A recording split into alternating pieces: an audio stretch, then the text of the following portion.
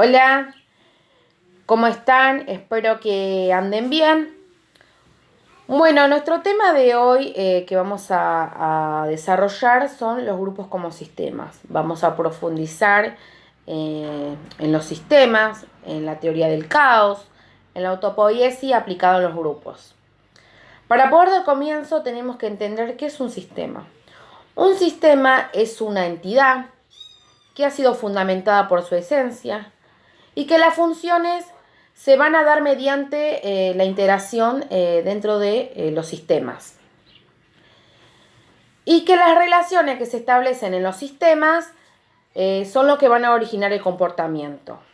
Como por ejemplo, nosotros vimos diferentes grupos, los grupos primarios tenemos la familia, que son sistemas, ¿sí? Donde el adicto es el emergente de una conflictiva familiar, de un problema familiar, y que mediante esa desestructuración de los vínculos, de esa revincular, es lo que origina su comportamiento, ¿sí?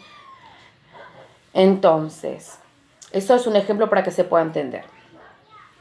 Otro de los aspectos que tenemos que son importantes, que son los sistemas que forman parte de sus sistemas mayores y que dentro de ello hay sistemas pequeños. Esto sucede porque nosotros vemos que el individuo es un sistema que va a estar con lo social, ¿sí? Y cuando interactúa con la comunidad ya hay dos sistemas interactuando. Entonces, podemos hablar de los grupos secundarios donde hay sistemas de las agrupaciones, sus sistemas mayores, y estos van a interactuar o van a ver dentro sistemas más pequeños, ¿sí?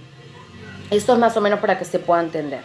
Bien, otro de los aspectos fundamentales que tenemos que las propiedades, ¿sí? Donde las propiedades de un sistema son las propiedades del conjunto que no están en ninguna de las partes, ¿sí?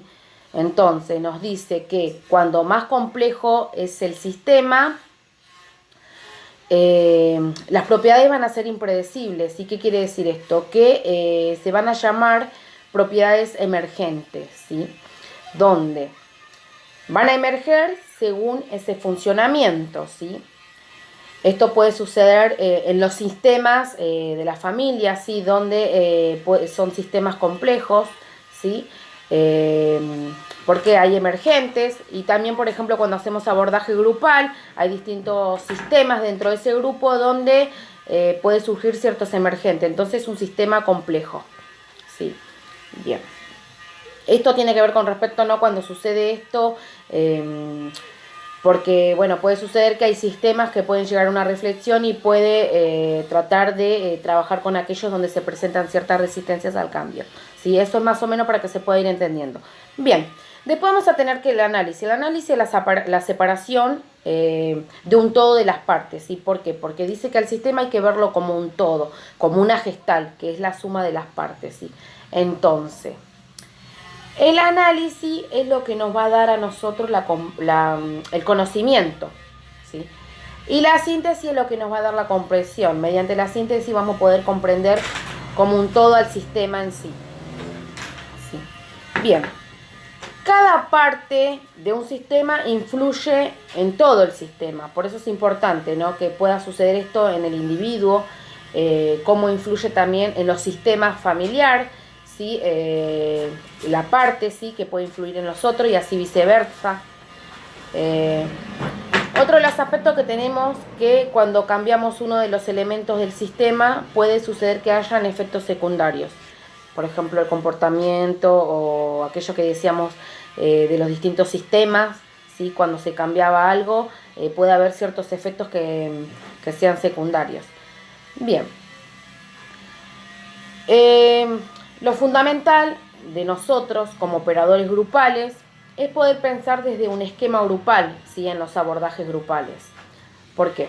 Porque el sujeto no es un sujeto que ha sido aislado, sino que el sujeto es un sujeto que tenemos que verlo cómo fue lo que se estructuró psíquicamente, ¿sí? Cómo viene, qué experiencias tuvo, cómo se identificó, ¿sí?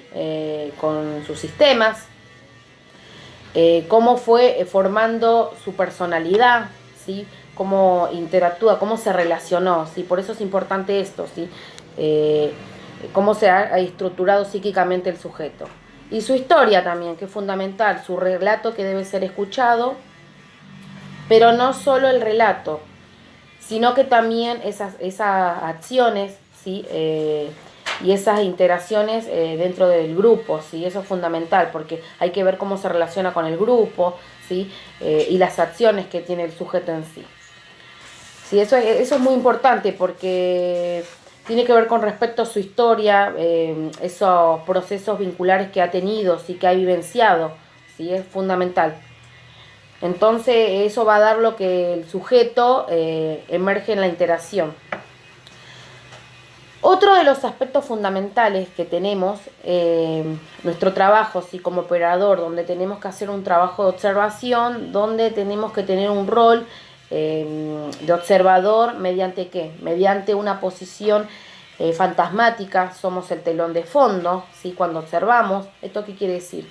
Que tenemos que tratar de ser invisibles, por eso mantenemos, según Pichon Rivière, una posición fantasmática. ¿Por qué? Porque si el otro se da cuenta que ha sido observado, va a modificar su comportamiento, va a modificar sus acciones, ¿sí?